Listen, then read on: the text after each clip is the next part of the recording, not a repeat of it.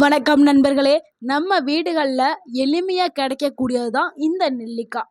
ஆனா இதுல இருக்கக்கூடிய மருத்துவ சக்தியை பற்றி தெரிந்தா நீங்க ஆச்சரியப்படுவீர்கள். அந்த அளவுக்கு இதுல நிறைய மருத்துவ குணங்கள் இருக்குது.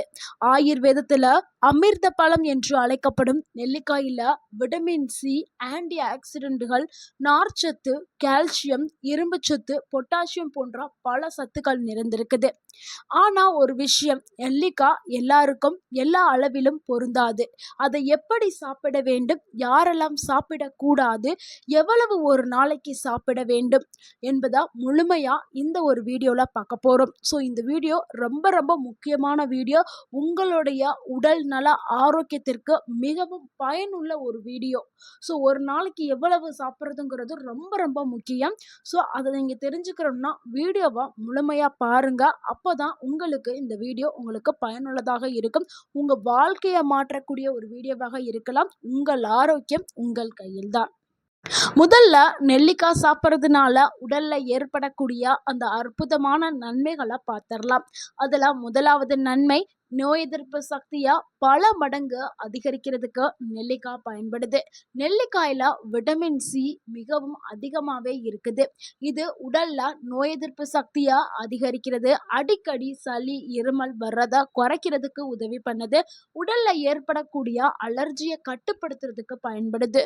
தினம் ஒரு நெல்லிக்காய் சாப்பிடுபவர்களுக்கு பல தொற்றுகளுடைய அபாயத்துல இருந்து அவங்க குறைக்கப்படுறாங்க. ஸோ நோய் எதிர்ப்பு மண்டலம் வலுவாக்கப்படுறதுனால அவங்களுக்கு அடிக்கடி காய்ச்சல், இருமல், சளி இதெல்லாம் வரவே செய்யாது. அந்த அளவுக்கு இது அற்புதமான குணங்களை, மருத்துவ குணங்களை கொண்டது இந்த நெல்லிக்காய்.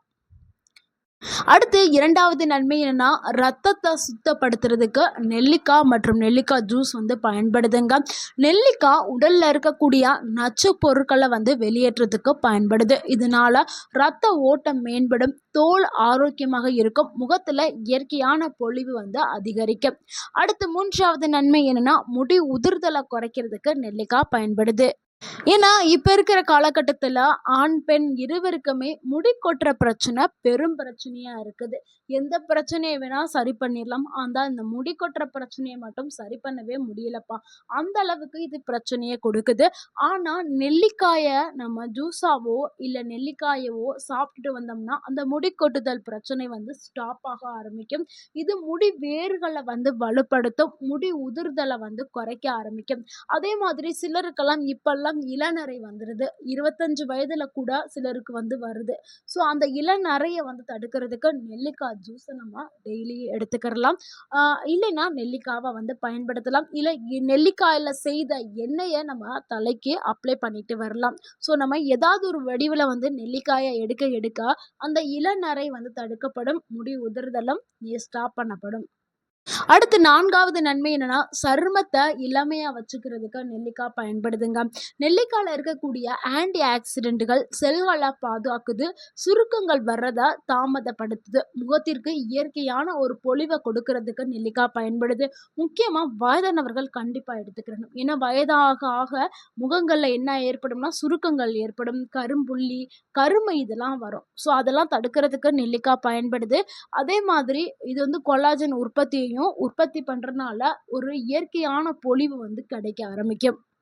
அடுத்து ஐந்தாவது நன்மை, செரிமானத்தை மேம்படுத்துறதுக்கு நெல்லிக்காய் பயன்படுது. செரிமான கோளாறு இருக்கிறவங்க நெல்லிக்காயை எடுத்தாலோ இல்லை நெல்லிக்காய் ஜூஸ் குடித்தாலோ அந்த பிரச்சனை சரியாயிடும். வயிற்றுப்போக்கு இல்லாமல் குடலுடைய இயக்கத்தை சீராக்கி நல்லாவே செரித்து மலத்தை வெளியில் தள்ளுறதுக்கு நெல்லிக்காய் பயன்படுது. சிலருக்கு மலச்சிக்கல் இருக்கும். ஸோ அந்த மலச்சிக்கலையும் சரி பண்ணும். அதே மாதிரி பசியையும் நல்லாவே தூண்டும். ஸோ இந்த நெல்லிக்காய் ஒரு சிறந்த உணவாக இருக்குது. ஏன்னா வயதானவர்களுக்கு தானே இந்த பிரச்சனை அதிகமாக இருக்கும். செரிமான பிரச்சனை, எதை சாப்பிட்டாலும் செரிக்காது, பசி எடுக்காது. ஆனால் நெல்லிக்காய் ஜூஸ் அவங்க குடித்தாங்கன்னா இந்த பசி பிரச்சனை, அதாவது பசி நல்லாவே எடுக்க ஆரம்பிக்கும். இந்த மலச்சிக்கல் பிரச்சனை சரியாயிடும். அடுத்து ஆறாவது நன்மை என்னன்னா, கல்லீரலை ஆரோக்கியமாக வச்சுக்கிறதுக்கு நெல்லிக்காய் பயன்படுது. நெல்லிக்காய் கல்லீரலுடைய செயல்பாட்ட ஆதரிக்கிறதுக்கும், உடல்ல இருக்கக்கூடிய அந்த ஆக்ஸிடேட்டிவ் அழுத்தத்த குறைக்கிறதுக்கும் பயன்படுதுங்க. கல்லீரல் ஆரோக்கியங்கிறது ரொம்பவே முக்கியம். கல்லீரல் ஆரோக்கியமா இருந்தா தானே நம்ம உடல் உறுப்புகள் அனைத்தும் சீராக செயல்படும். ஸோ, அதுக்கு நெல்லிக்காய் வந்து ஒரு சிறந்த உணவா இருக்குது. அடுத்து 7வது நன்மை என்னன்னா, இதயத்த ஆரோக்கியமா வச்சுக்கிறதுக்கு நெல்லிக்காய் பயன்படுது. சில ஆய்வுகளின்படி நெல்லிக்காய் வந்து எல்டிஎல் அப்படின்னு சொல்லக்கூடிய அந்த கெட்ட கொலஸ்ட்ரால் அளவ குறைக்கிறதுக்கு நெல்லிக்காய் பயன்படுது. HDL அப்படின்னு சொல்லக்கூடிய நல்ல கொலஸ்ட்ரால் அளவ ஆதரிக்கிறதுக்கு நெல்லிக்காய் பயன்படுது. இதனால ரத்த நாளங்கள் ஆரோக்கியமாக பாதுகாக்கப்படுறதுக்கும் நெல்லிக்காய் பயன்படுது. இதனால இதய நோய் அபாயம் குறையறதுக்கு வாய்ப்பு அதிகமா இருக்கிறதாக சில ஆய்வுகளும் சொல்லுது. ஸோ நெல்லிக்காய் எடுத்தால் இதயம் ஆரோக்கியமாக்கப்படும். அடுத்து 8வது நன்மை என்னன்னா, சர்க்கரை நோயாளிகளுக்கு ஒரு சிறந்த உணவா நெல்லிக்காய் இருக்குது. நெல்லிக்காய் ரத்த சர்க்கரை அளவை கட்டுப்படுத்துறதுக்கு உதவியா இருக்குது. அதாவது நெல்லிக்காயில இருக்க சில சேர்மங்கள் வந்து ரத்த சர்க்கரை அளவை கட்டுப்பாட்டுல கொண்டுறதுக்கு பயன்படுது. இதனால சர்க்கரை வியாதி இருக்கிறவங்க நெல்லிக்காயை தாராளமாக எடுக்கும்போது அது கட்டுப்பாட்டுல வர ஆரம்பிக்கும். அதனால மருத்துவர் கொடுத்த மருந்து மாத்திரையை நிப்பாட்டிட்டு நீங்க இந்த ஜூஸையோ காயோ எடுக்கணும்னு சொல்லலாங்க. அதை ஒரு புறமா நீங்க சாப்பிட்டுட்டு இந்த ஜூஸையும் ஒரு புறமா நீங்க எடுத்துக்கிட்டே இருக்கும்போது உங்களுக்கு அது கட்டுப்பாட்டுல வர ஆரம்பிக்கும். அதுக்காக அதிகமாகவும் எடுத்துறாதீங்க. ஒரு நாளைக்கு எத்தனை எடுக்கணுங்கிறத பின்னாடி நான் சொல்றேன். அடுத்து வந்து 9வது நன்மை என்னன்னா, கண் பார்வைக்கு இது உதவியா இருக்குது. நெல்லிக்காயில இருக்கக்கூடிய விட்டமின் சி, ஆன்டி ஆக்சிடென்ட்கள் கண்களுடைய செல்களை பாதுகாக்கிறதுக்கு பயன்படுது. இதனால வயது சார்ந்த கண் பிரச்சனைகள் எல்லாத்தையுமே குறைக்கிறதுக்கு நெல்லிக்காய் வந்து பயன்படுது. அடுத்து 10வது நன்மை என்னன்னா, உடல் எடையை கட்டுப்படுத்துறதுக்கு நெல்லிக்காய் வந்து பயன்படுது. நெல்லிக்காய் வந்து ஒரு குறைந்த கலோரி கொண்ட உணவு. அதிக அளவுல நார்ச்சத்து இருக்கிறதுனால இது வந்து நீண்ட நேரம் பசி எடுக்காம இருக்கும். இதனால தேவையற்ற நொறுக்கு தீனி, தேவையற்ற சாப்பாடு சாப்பிடுற அந்த பழக்கம் வந்து குறையும். அதே மாதிரி உடம்புல இருக்கக்கூடிய அந்த கெட்ட கொழுப்பை குறைக்கிறதுக்கு நெல்லிக்காய் வந்து பயன்படுது. இதனால உடல் எடை குறைக்கிறதுக்கு நெல்லிக்காய் வந்து பயன்படுது. உடல் எடையை குறைக்கணும்னு நினைப்பவர்கள் காலையில வெறும் வயிற்றுல நெல்லிக்காய் ஜூஸை எடுத்துட்டு வந்தோம்னா நல்ல ஒரு பலனை வந்து அவங்க எதிர்பார்க்கலாம். அடுத்து 11வது நன்மை என்னன்னா, எலும்புகளுடைய ஆரோக்கியத்திற்கு நெல்லிக்காய் பயன்படுது. இதுல இருக்கக்கூடிய கால்சியம் மற்றும் தாதுக்கள் எலும்புகளை வலுப்படுத்துறதுக்கு உதவியா இருக்குது. வயதானவர்களுக்கு ஒரு சிறந்த உணவாகவும் இருக்குது. இன்னும் வயதானவர்களுக்கு வயது அதிகரிக்க அதிகரிக்க எலும்பு சார்ந்த பிரச்சனைகள் எல்லாமே வர ஆரம்பிக்கும். ஸோ அதை தடுக்கிறதுக்கு நெல்லிக்காயை வந்து எடுக்கிறது அவங்க ரொம்பவே நல்லது. அடுத்து 12வது நன்மை என்னன்னா, மூளையை ஆரோக்கியமா வச்சுக்கிறதுக்கு நெல்லிக்காய் பயன்படுது. நெல்லிக்காயில இருக்கக்கூடிய அந்த ஆன்டி ஆக்சிடென்ட்கள் மூளையோட செல்களை பாதுகாக்கிறதுக்கு பயன்படுது. 13வது நன்மை என்னன்னா, ரத்த சோகைய வராம தடுக்கிறதுக்கு நெல்லிக்காய் பயன்படுது. நெல்லிக்காயில இருக்கக்கூடிய விட்டமின் சி உணவுல இருக்கக்கூடிய இரும்பு சத்து உறிஞ்சுதலா உதவுறதுக்கு இது பயன்படுது. ஏன்னா நம்ம இரும்பு சத்து சாப்பிட்றோம்ல உணவுகள். அந்த உணவுகள்லாம் நம்ம உடலால உறிஞ்சணும்னா கண்டிப்பா விட்டமின் சி உணவு வேணும். இப்ப நீங்க உங்களுக்கு வந்து இரும்பு சத்து அதிகமா வேணும்னு ஒரு மாதுளம்பழம் சாப்பிடுறீங்கன்னா, அந்த மாதுளம்பழத்துல இருக்கக்கூடிய இரும்பு சத்து உடலால உறிஞ்சிக்கிறணும்னா, நீங்க அதுக்கு பின்னாடி மாதுளம்பழம் சாப்பிட்ட உடனே நீங்க ஒரு நெல்லிக்காயோ, இல்ல நெல்லிக்காய் ஜூஸோ, இல்ல லெமன் ஜூஸோ, இல்ல ஆரஞ்சு பழமோ இது ஏதாவது சாப்பிடணும். விட்டமின் சி நிறைந்த உணவுகள் சாப்பிடணும். அப்பதான் அதுல இருக்கக்கூடிய இரும்பு சத்து முழுமையாக நம்ம உடலால உறிஞ்சு கொள்ளப்படும். இதனால ரத்த சோகை அபாயம் வந்து குறைக்கப்படும். அடுத்து 14வது நன்மை என்னன்னா, வயதானவர்களுக்கு ஏன் ரொம்பவே அவசியம் நெல்லிக்காய். முக்கியமா 60 வயதிற்கு மேல இருக்கிறவங்களுக்கு நெல்லிக்காய் ரொம்பவுமே அவசியம். எதுக்காகனா, நோய் எதிர்ப்பு சக்தி அந்த டைம்ல ரொம்பவே குறைவா இருக்கும். வயது அதிகரிக்க அதிகரிக்க உடல்ல வந்து பலம் வந்து குறைய ஆரம்பிச்சிடும்.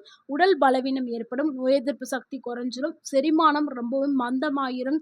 தோல் சுருக்கம் இதெல்லாமே அதிகரிக்கும். ஸோ இந்த டைம்ல தான் நெல்லிக்காய் ரொம்ப ரொம்ப வயதானவர்களுக்கு ரொம்பவுமே அவசியம். ஸோ அதனால தான் வயதானவர்கள் நெல்லிக்காயை கண்டிப்பாக பயன்படுத்தணும். ஸோ இவ்வளவு நேரம் நெல்லிக்காயுடைய நன்மைகளை பார்த்தோம். நெல்லிக்காயை எப்படி சாப்பிடணும் அப்படிங்கிறத இப்ப பார்த்துடலாம். ஏன்னா சரியான முறையில் எடுத்தாதான் அதனுடைய பலன்கள் முழுமையாக கிடைக்க ஆரம்பிக்கும். நெல்லிக்காயை நம்ம பச்சையா அப்படியே வாயில போட்டு நல்லா மென்று சாப்பிடலாம். இல்லைன்னா நம்ம ஜூஸா எடுத்துக்கிறலாம். ஜூஸா எடுக்கும்போது நீங்க சிறிதளவு என்ன சேர்க்கலாம்னா, உப்பு சேர்க்கிறதா சேர்த்துக்கலாம். இல்லைன்னா இனிப்புக்காக பதிலாக தேன், நாட்டு ஒரிஜினல் தேன் சேர்த்துக்கிறலாம். ஸோ இந்த மாதிரி தான் நீங்கள் எடுத்துக்கிறணும். இல்லைன்னா சட்னி வடிவில் இல்லை துவையல், ஊறுகாய் இந்த மாதிரி கூட நீங்கள் நெல்லிக்காயை ரெடி பண்ணி நம்ம சேர்த்துக்கலாம். ஸோ ஒரு நாளைக்கு எவ்வளவு நெல்லிக்காய் எடுத்துக்கிறணும் அப்படிங்கிறத பார்த்தலாம். இது ரொம்ப ரொம்ப முக்கியங்க. ஏன்னா இது நல்லது அப்படின்னு நினச்சி நிறைய பேர் பண்ணக்கூடிய தப்பு என்னன்னா அதிகமாக சாப்பிட்றாங்க. அதிகமாக சாப்பிட்டாலும் ஆபத்து தான். அதுவும் பல பிரச்சனைகளை உண்டு பண்ணும். ஸோ அளவுங்கிறது ரொம்பவே முக்கியம். ஒரு நாளைக்கு 1 இல்லைன்னா 2 நெல்லிக்காய்ங்கிறதே போதுமானது. நீங்கள் ஜூஸாக அடிக்கிறீங்கன்னா 2 நெல்லிக்காய் அடிச்சுக்கிறீங்க. நெல்லிக்காய் சாப்பிடுறதுக்கான சிறந்த நேரம் பார்த்துடலாம். காலை உணவுக்கு பிறகு எடுத்துக்கலாம். இல்லை மதிய உணவுக்கு முன்னாடி ஒரு 11 மணி போல் நம்ம எடுத்துக்கலாம். வெறும் வயிற்றில் சாப்பிடலாங்க. ஆனால் சிலருக்கு அது ஆபத்தை ஏற்படுத்தும். அமிலத்தன்மை ஏற்படுத்துறதுக்கு வாய்ப்பு இருக்குது. நிறையா பேருக்கு சென்சிட்டிவ் ஸ்டொமக் இருக்கும். வெறும் வயிற்றுலேருந்து நெல்லிக்காய் எடுத்தால் அவங்களுக்கு வயிற்றில் எரிச்சல் ஏதாவது வரும். அதனால ஏதாவது ஒரு உணவை சாப்பிட்டுட்டு நீங்கள் எடுக்கிறது நல்லது. சிலருக்கு எந்த பிரச்சனை நான் ரொம்பவுமே ஹெல்த்தியாக இருக்கேன், ஆரோக்கியமாக இருக்கேன், எனக்கு எந்த பிரச்சனையும் இல்லை அப்படின்னா நீங்கள் வெறும் வயிற்றில் தாராளமாக எடுத்துக்கிறலாம். யாரெல்லாம் நெல்லிக்காய் எடுக்கும்போது ரொம்ப கவனமாக இருக்கணும் அப்படிங்கிறத பார்த்துடலாம். அதாவது நெல்லிக்காய் ரொம்பவுமே அற்புதமான உணவுங்க. ஆனால் சிலருக்கு அது செட் ஆகாது. அது யாருன்னா குறைந்த இரத்த சர்க்கரை அளவு இருக்கிறவங்க, மிக குறைந்த சர்க்கரை அளவு இருக்கும்ல, அவங்க நெல்லிக்காயை எடுக்கும்போது ரொம்பவுமே கவனமாக இருக்கணும். இல்லைன்னா தவிர்க்கிறது ரொம்பவே நல்லது. ரத்தம் செய்யாமல் இருக்கிறதுக்கு சிலர் மருந்து மாத்திரை எடுப்பாங்க. அவங்களும் நீங்கள் தவிர்க்கிறது நல்லது. இல்லைன்னா நீங்கள் உங்களுடைய மருத்துவர்கிட்ட கேட்டுட்டு எடுக்கிறது ரொம்பவே நல்லது. அதே மாதிரி சிறுநீரக கற்கள் பிரச்சனை இருக்கிறவங்க அவங்களும் அவங்க மருத்துவர்கிட்ட கேட்டுட்டு எடுக்கலாம். இல்லைன்னா தவிர்க்கிறது நல்லது. வயிற்றில் புண் இருக்கிறவங்க, அதிக அமிலத்தன்மை இருக்கிறவங்க நெல்லிக்காயை தவிர்க்கிறது நல்லது. இல்லைன்னா நீங்கள் உங்கள் மருத்துவர்கிட்ட கேட்டுட்டு எடுக்கிறது ரொம்பவே நல்லது. ஸோ நம்ம பார்த்த இந்த 4 நபர்கள் நெல்லிக்காயை தவிர்க்கிறது நல்லது. இல்லைன்னா நீங்கள் உங்களுடைய மருத்துவர்கிட்ட கண்டிப்பாக உங்கள் உடலில் நல்லா செக் பண்ணிட்டு எடுக்கிறது தாங்க நல்லது. இல்லைன்னா உங்களுக்கு ஆபத்தை ஏற்படுத்தும். ஸோ நெல்லிக்காய் நல்லது தான், சிலருக்கு ஆபத்தை ஏற்படுத்தும். அதனால் எந்த ஒரு உணவாக இருந்தாலும் அளவோடு எடுத்துக்கிறங்கள். அளவுக்கு மீறினால் அது அமிர்தமாக இருந்தாலும் நஞ்சாக்கப்படும். இந்த பழமொழியை நீங்கள் ஞாபகத்தில் வச்சுக்கிட்டே நீங்கள் உணவுகளை எடுக்கிறது ரொம்பவே நல்லது. நண்பர்களே, இந்த தகவல் உங்களுக்கு பயனுள்ளதாக இருந்திருந்தா இந்த வீடியோக்கு ஒரு லைக் பண்ணுங்கள். இந்த வீடியோவை உங்களுடைய ஃப்ரெண்ட்ஸ் அண்ட் ஃபேமிலிக்கு ஷேர் பண்ணுங்கள். மறக்காமல் நம்ம சேனலை சப்ஸ்கிரைப் பண்ணுங்கள், சப்போர்ட் பண்ணுங்கள், கமெண்ட் பண்ணுங்கள். தேங்க்யூ ஃபார் வாட்சிங் அண்ட் வாழ்க வளமுடன். உங்கள் ஆரோக்கியம் உங்கள்